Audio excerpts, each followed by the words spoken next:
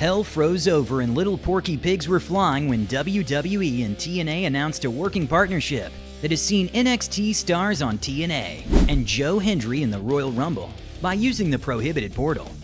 Now they might be working together in a partnership that will open up more collaboration, but over the years, the two promotions have looked to sign talent from the other when they've been available. At times, TNA has been spoken about in a negative manner for hiring WWE rejects, simply due to their name and attachment to WWE. And to be fair, that is totally deserved criticism.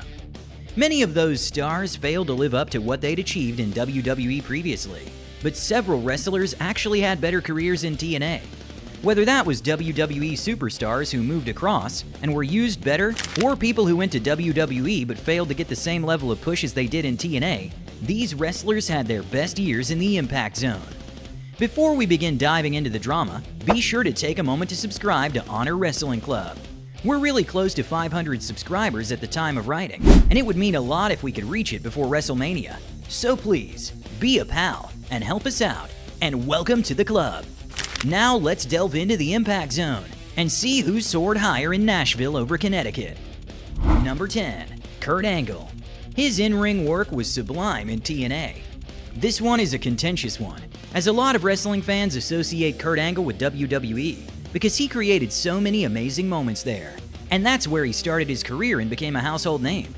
He was entertaining on the microphone and in comedic skits, but he always bought the intensity in the ring, which led to a Hall of Fame career.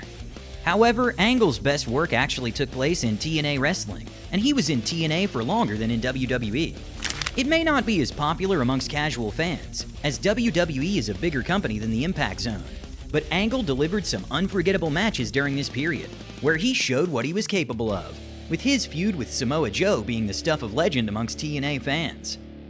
Number 9. Matt Hardy. He was a top singles star in TNA. Matt Hardy is an iconic WWE performer who's had an amazing career that people will never forget, with the Hardy Boys being one of the greatest teams of all time, and the legacies of every single ladder jump, table break, chair swing, and brutal bump living long in the memory of wrestling fans. And while he would thrive in the mid-card, Hardy always had a glass ceiling on him in WWE, which frustrated people due to his creative skills. However, Matt was able to fly in TNA, as he put together an amazing run.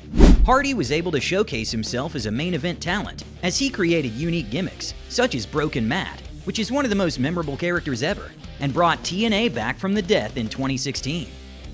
Number 8. Gail Kim. She's one of the greatest women's wrestlers ever. Gail Kim is one of the greatest women's wrestlers of all time, helping to bring the women's revolution to North America about a decade before Bayley and Sasha did Brooklyn, and she was someone who made a huge impact on making TNA's Knockouts division one of the best in the world.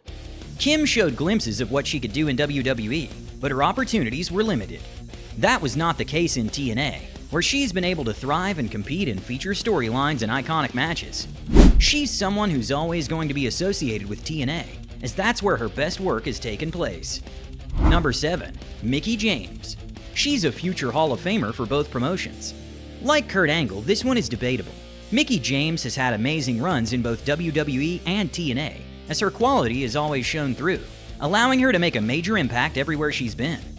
In WWE, she's had a couple of runs, with the first being her strongest and most memorable, as her second spell was more about helping other talent, but she could still go in the ring, so usually delivered some good matches. However, all of her TNA runs ended up being impactful, and she constantly changed things up with her gimmick to make it even more memorable, while still delivering great matches. So narrowly, TNA takes the win here, but it is close. Number 6. Sting. He had an incredible TNA career. Sting didn't join WWE after WCW's sale, due to not liking how former WCW talents were utilized, most notably DDP and Booker T, and opted to give the bulk of his career to TNA wrestling. That allowed him to deliver some amazing work, as he was able to compete in his prime, and was heavily pushed as the main event star for the company. By the time he got to WWE, Sting was already slowing down, and a serious neck injury impacted his time there. Even so, the booking of the face-painted warrior wasn't great. I mean, him losing his debut match and not facing The Undertaker were huge drop balls. Overall, he was presented well in WWE, having notable matches and feuds, but his TNA run was far more impressive, where he would be celebrated as the first ever inductee into the TNA Hall of Fame. Number 5. Jeff Jarrett. He founded TNA Wrestling. Jeff Jarrett has always made an impression wherever he has worked, and that was true in WWE. He had a great run as a mid-card star, and he managed to entertain with his personality, leading to some tremendous storylines. Jeff Jarrett has seen the business change over the course of decades. However, following the purchase of WCW in 2001, the man with the longest catchphrase in the world found himself without a home, so he built one, that being TNA. And boy did he do slightly better here. His time in TNA was much better. He delivered some amazing work inside the ring and on the microphone, and the fact he created the company instantly made this a special chapter in his life. Until, like always with Double J, he began to slowly poison the company and would return to WWE, in the most shocking return ever maybe. Number 4. EC3. WWE failed him on the main roster. EC3 was given no opportunities in his first WWE run as Derek Bateman, and it took him leaving to reinvent himself to make something happen there. His second spell in WWE was better, with his WWE NXT work being excellent. Sadly, his main roster call-up was a disaster, and that led to him eventually being released. However, in TNA, he was the real deal, and that remains the best period of his career. He created a great gimmick and delivered some amazing work, which showcased his true potential. To slightly defend WWE, when a huge part of your gimmick isn't with you, that being his Aunt Dixie Carter, you can't really do the same thing you were doing, to be fair. But still, with that look, charisma, and ability, he should have been a bigger star. Number 3. Steve Maclin. He was given more time in TNA. Steve Maclin's WWE run was rather forgettable, and is likely not remembered by most fans. I imagine many of you are like, to paraphrase Conor McGregor, who the hell is that guy? He was a solid hand who mainly worked in the tag team division, getting limited opportunities to showcase what he could do. That all changed in TNA Wrestling, where his aggressive in-ring style and his intense attitude thrived. The company invested in him, and that's allowed Maclin to establish himself as a truly great performer. Number 2. Bobby Roode. Where his beer money run was iconic.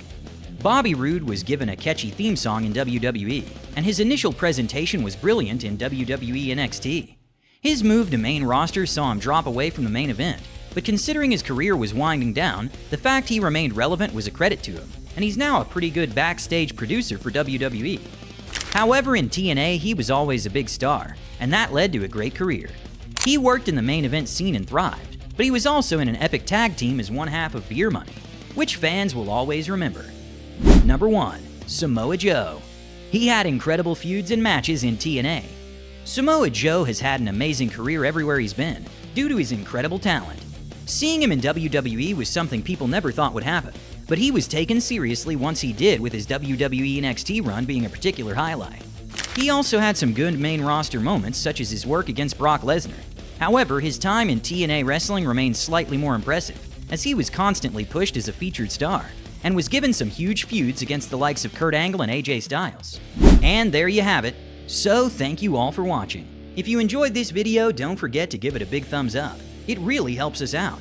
Make sure to subscribe to the Honor Wrestling Club by hitting that subscribe button and joining our community so you never miss an update on all things wrestling. We'd love to hear from you, so leave your thoughts, comments, and questions down below. Let's keep the conversation going. Until next time, stay strong, stay passionate, and we'll see you in the next video. Welcome to the club.